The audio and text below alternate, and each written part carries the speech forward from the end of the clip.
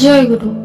आज संडे रो discussion session माने daily life रे श्री श्री ठाकुर। तो आज रो टॉपिक होची सात्विक फूड। आमे सत्संग माने मोस्टली सात्विक फूड जो पई आमे बाहरे मीन्स आम फ्रेंड सर्कल्स रिलेटिव्स नेबर्स को संगे थिले टिके अलग हे जाओ आ सेथि पई बहुत टाही टपरा मध्ये हुए। ता सत्वे भी मु फील करे we stand in a right queue माने आमे गोटे ठीक धाड़े ठिया होई जे छाडंतु। Sattvic food is a most important factor of our life. भलो खाइबा टेस्टी खाइबा भलो बासना देखिबा को भी सुंदर आमे बहुत खुशी हो देखिकी। आमे समस्त देखु और सुनु पर्वपर्वाणी किंबा मंदिर रे यार टेस्ट भी पाइछु। सात्विक फूड किछि अलग नुहे आम रेगुलर खाइबा ठारो किंतु एहा आम शरीर को गुड एंड पॉजिटिव एनर्जी देथाय। परफेक्ट न्यूट्रिशन देथाय आम बॉडी को जोटा कि सहजरे डाइजेस्ट हो जाए बॉडी और माइंड को हल्का एंड एक्टिव रखे। बिकॉज एटा नेचुरल जहा कि खाइला परे पीसफुल लागि थाए। जहा जहा वेराइटी आमे खाउछु ऑब्जर्व करबा दरकार किपरि फीलिंग्स आसे आम खाइबा परे शरीर रे किपरि इन्वॉल्व हुए तार प्रभावटा। Good health good energy boost positive state of mind ए सबु आम खाइबा ऊपर निर्भर करे। For example I have a perfect example that how sattvic food works in our body and mind. That is मो आई जी कि ए लॉकडाउन मझिरे आम घर को आसीथिले हठात तांको शरीर असुस्थ हो जाइथिला। सब प्रकार टेस्ट करा गला किंतु सब normal means it does not have any problem in her whole body. बयसर संध्या काल रे आसे पहुंची जाइछन्ती तेणु किछटा प्रॉब्लम होई जाइछि जोटा कि होमियोपैथी मेडिसिन ने क्योर हेउछि। एटा टिके दुनिया पे ऑड एग्जांपल नै कि जोठे लोक कौन हिला बोले मेडिसिन एंड ऑपरेशन सर्जरी रे क्योर होई पारनांती। दिन को 10-15टा मेडिसिन न खाइले होई पारुनी। मेडिसिन इंजेक्शंस बिना खाइबा खाई पारुनांती। दिन रे मॉर्निंग टाइम रे गोटे इंजेक्शन तापरे फूड नाइट टाइम रे गोटे इंजेक्शंस तापरे फूड एपरी पूरा जीवन टा बीती जाउछि। हेले आमे मनीष माने बुझी पारुनु जे एहार परिवर्तन केउठी कौन कले आमे सुस्थ रही परिबा। जहा खाउचे जहा खाइबा को हमको भलो लागुछि से खाइबा आमे केमिति जीवन सारा खाइ परिबा किंतु आमे आम जीभर लालसटा को मेंटेबा पई गोटे टाइम रे ही सब खाइबा पई चेष्टा करूछु जोटा आम देह पई सुस्थ कर असुस्थ कर ता भाबेबा पई आम पाखरे समय ही नाही। एपरी मनीष निज इच्छा निज जीभर लालसा पूर्ण करने पछरे दौड़ी जाइए जे कोटा भलो कोटा मंद कौन कले भलो कौन कले खराब सेटा जानी कि भी सेटा करबा पई से चाहुनी।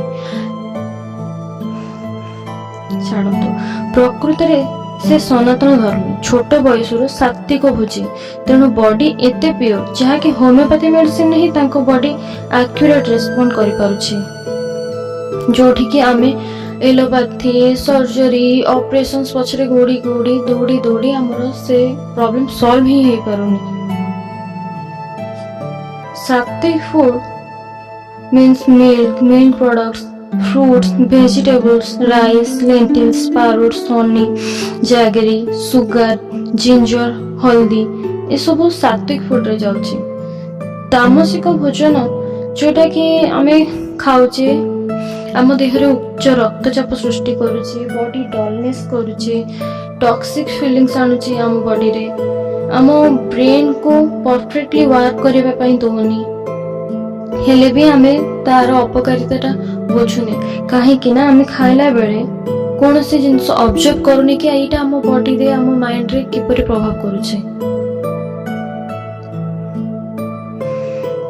आ गोटे आपण माने जानि थिबे ऑनियन एंड गार्लिक सेटा वेजिटेबल्स किंतु negative pranic food. Garlic is very good medicine and गोटे जिनिस मेडिसिन भले खाइबा एंड डेली फूड रे खाइबा एटा completely different matter. Garlic is very very powerful medicine. आम प्लानेट रे जेते सब चेर अच्छी मूल अच्छी सब किसी गोटे मेडिसिनाल क्वालिटी अच्छी सेमती सब पत्र बहुत सारा मेडिसिन क्वालिटी अच्छी तो कौन ताकू डेली खाइबा कि किछि स्पेसिफिक मेडिसिन किछि स्पेसिफिक प्रॉब्लम पई होय थाए खाली मेडिसिनल सब्सटेंस डेली एटा गोटे अलग खेल हो गलानी कि जदि ठीक रे यूज करा जाए तेबे रसुण गोटे भलो मेडिसिन खाइबा द्वारा यह डेली खाइबा द्वारा यह नर्वस सिस्टम को क्षीण कर दिए हुए तो in a long run of our life nervous system get stimulated in a big way माने जदि आमे यहाँ डेली खाइबारे मेंटेन कर चलिबा तो धीरे धीरे यह हमरो नर्वस सिस्टम को क्षीण करदब स्लोली एटा आम बॉडी रे slowly slowly slow poison types रो काम करे जोटा कि हम एक्सपीरियंस करि परिबानी कि एटा केमती आउ को जगह रे केते परिमाण रे इफेक्ट करूची काहे कि ना गोटे स्लो पॉइजन रे इफेक्टटा in a long run of life in a long term of life हमें बहुत एंड रे बहुत परे तार इफेक्टटा पाऊ किंतु सेटा हम बॉडी और माइंड रे धीरे धीरे धीरे धीरे तारा काम करिଥାଏ सेमती कॉफी टी लीफ से माने स्लोली हम ब्रेन और नर्वस सिस्टम को डाउन करते आमे ए सब जिंस रो अभ्यास रे पड़ी कि आम लाइफ रो एक्सपीरियंस रो पॉसिबिलिटी टा को हम लो कर दो जेमती कि आम खाइबा रे आज पियाज पड़नी तो रसुण पड़नी तो आमर मूड ऑफ हो जाए खाइबाटा टेस्टी लगुनि लाइक केते लोकंकर अभ्यास अच्छे कि मॉर्निंग टी दरकार इवनिंग टी दरकार जोटा तांकर निशा हो जाउछि कि से टाइम रे से जिंसटा न हेले हमर होउनी किंतु एक्चुअली से स्टेज रे आमे हमर अभ्यास टा को गुड अभ्यास करबा एमिति ता आमे अभ्यास को कैप्चर करबा दरकार जदि सही अभ्यास हमको कैप्चर करनेला तो लाइफ टा बहुत डल हो जाए फूड आमर चॉइस जोटा आमर बॉडी रो नीड अनुसार हवा दरकार नुहे कि सोशल कल्चरल नीड्स आउ गोटे जिंस हनी हनी गोटे बहुत बहुत बहुत सुंदर आउ गोटे बहुत इफेक्टिव गिफ्ट ऑफ नेचर जदि घरे छुआ माने थांती छोट छोट पिला माने थांती तो हनी रो अभ्यास करिबा गोटे बहुत भलो जिंस जदि हनी को आमे गरम पानी रे डेली पिउ देन हमरो फैट रिड्यूस हुए जदि आमे ताको ठंडा पानी रे पिउ देन हमरो फैट टा अप हुए माने हमरो बॉडी वेट अप हुए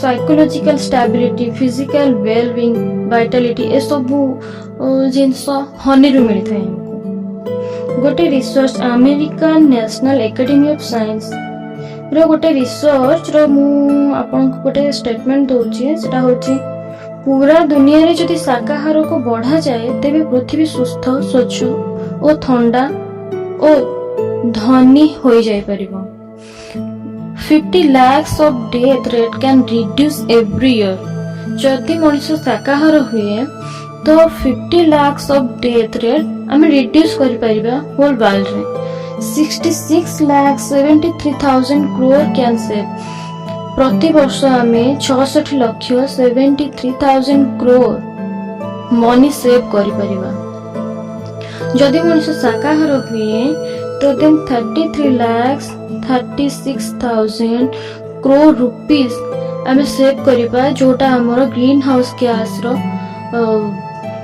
मेंटेन करबा पई खर्च होउची सही परी मोटापा कमाई परिबा फ्रूट्स एंड वेजिटेबल रो प्रोडक्शन जदि बढ़े इंडिया और एशियन कंट्रीज मन करे तो हमर इकोनॉमी मध्ये ग्रो हे परिबो मांसाहार देह पई जेते खराब पृथ्वी पई मध्ये ताठो अधिक खराब हमर पृथ्वी रे परिवहन व्यवस्था रे जते की खर्च होउची मांसाहार रे ताठो अधिक खर्च होउची काहे कि ना मांसाहार जो आपण कोंतो चिकन